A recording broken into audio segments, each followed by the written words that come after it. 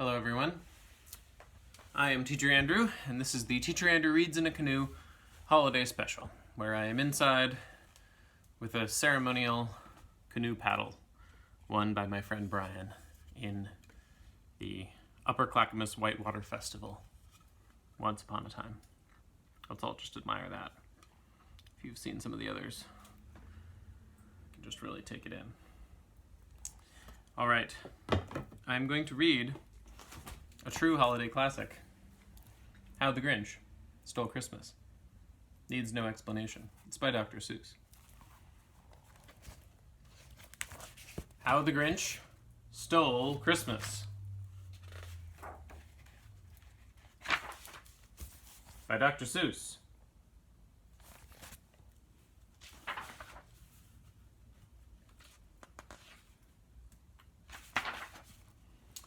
Every Who down in Whoville liked Christmas a lot.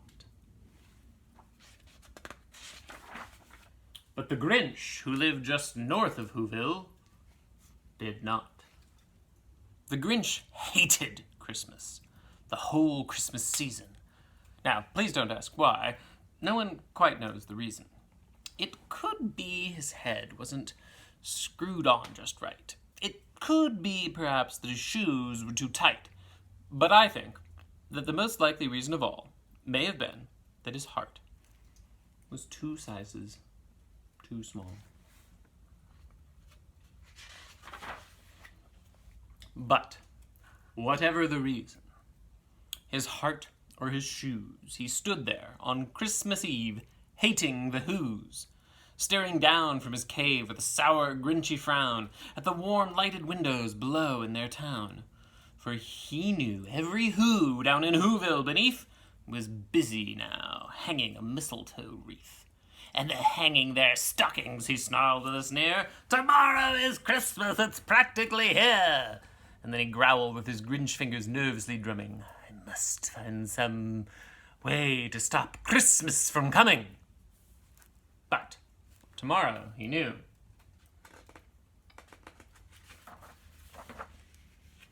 all the Who girls and boys would wake bright and early. They'd rush for their toys, and then, oh, the noise. Oh, the noise, noise, noise, noise!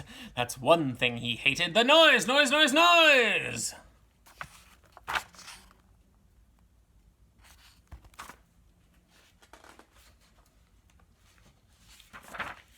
And then the Whos, young and old, would sit down to a feast. And they'd feast, and they'd feast, and they'd feast, feast, feast, feast. They would feast on Who pudding and rare Who roast beast, which was something the Grinch couldn't stand in the least.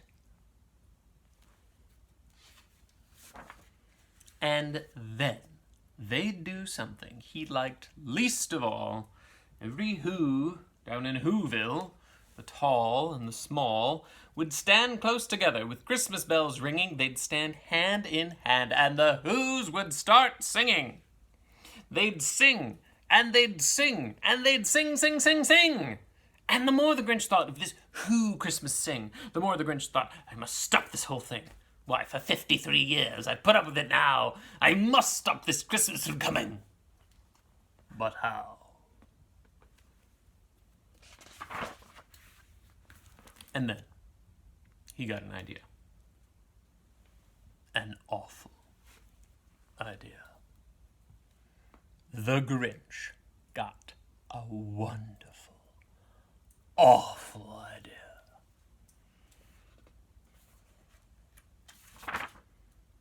I know just what to do. The Grinch laughed in his throat, and he made a quick Santa Claus hat and a coat. And he chuckled and clucked, what a great Grinchy trick. With his coat and his hat, I look just like St. Nick. All I need is a reindeer. And the Grinch looked around, but since reindeer are scarce, there was none to be found. Did that stop the old Grinch? No, the Grinch simply said, if I can't find a reindeer, I'll make one instead. So he called his dog Max, and then he took some red thread, and he tied a big horn on the top of his head.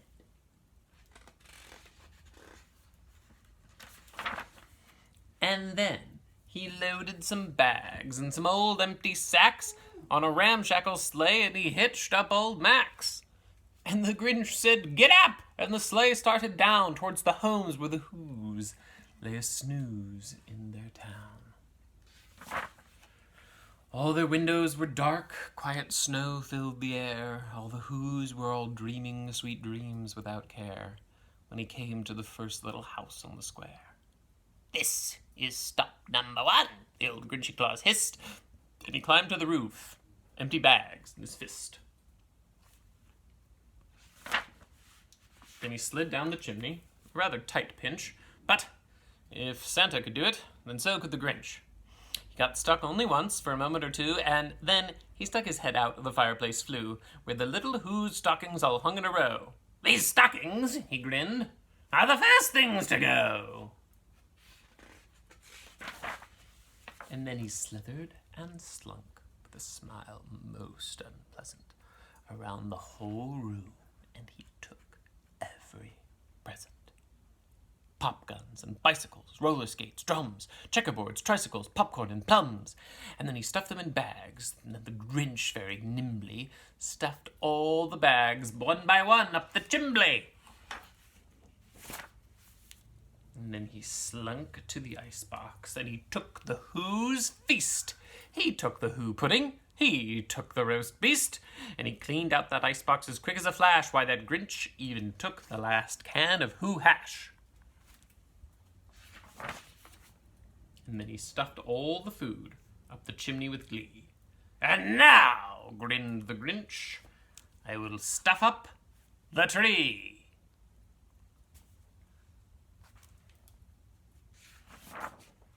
And the Grinch grabbed the tree, and he started to shove, when he heard a small noise like the coo of a dove.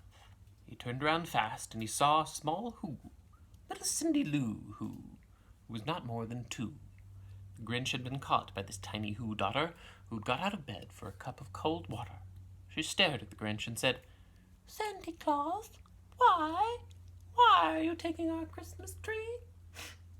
Why?" But you know, that old Grinch was so smart and so slick, he thought up a lie, and he thought it up quick. "Why, my sweet little tot," the fake Santa Claus lied, "there's a light on this tree that won't light on one side. So I'm taking it home to my workshop, my dear, and I'll fix it up there, and I'll bring it back here." And his fib fooled the child. Then he patted her head, and he got her a drink, and he sent her to bed. And when Cindy Lou Who went to bed with her cup, he went up the chimney and stuffed the tree up. And then the last thing he took was the log for their fire. Then he went up the chimney himself, the old liar.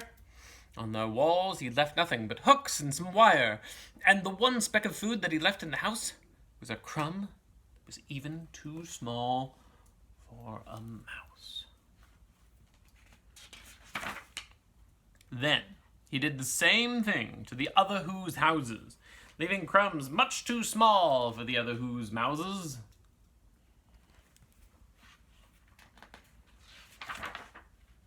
It was a 15:15 dawn.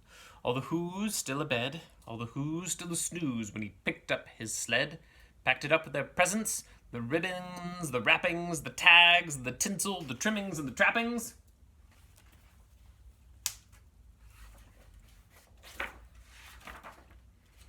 3,000 feet up to the side of Mount Crumpet, he rode with his load to the tip-top to dump it. "Pooh-pooh to the Who's," he was grinchishly humming. "They're finding out now that no Christmas is coming. They're just waking up. I know just what they'll do. Their mouths will hang up in a minute or two, and then the Who's down at Hoover will all cry, boo-hoo." "That's a noise," grinned the Grinch, "that I simply must hear." So he paused, and the Grinch put his hand to his ear. And he did hear a sound rising over the snow. It started in low, and then it started to grow. But the sound wasn't sad. Why, this sounded merry. It couldn't be so, but it was merry. Very. He stared down at Whoville. The Grinch popped his eyes, and then he shook what he saw. So shocking surprise.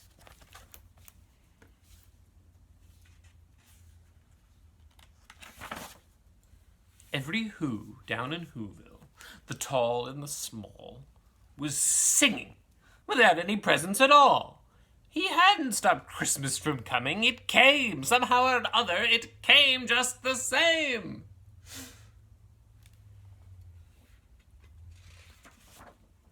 And that Grinch, with his Grinch feet, ice cold in the snow, stood puzzling and puzzling. How could it be so?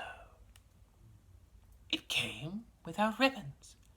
It came without tags. It came without packages, boxes, or bags. And he puzzled 3 hours till his puzzler was sore. And then the Grinch thought of something he hadn't before.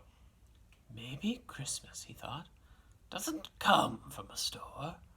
Maybe Christmas perhaps means a little bit more.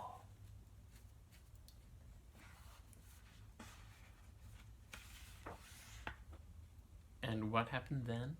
Well, in Whoville, they say that the great Grinch's small heart grew 3 sizes that day. And the minute his heart didn't feel quite so tight, he whizzed with his load through the bright morning light, and he brought back the toys and the food for the feast. And he himself, the Grinch, carved the roast beast. The end. Thanks for joining me, and there are a few more books left in our little festival, so I'll see you for those momentarily.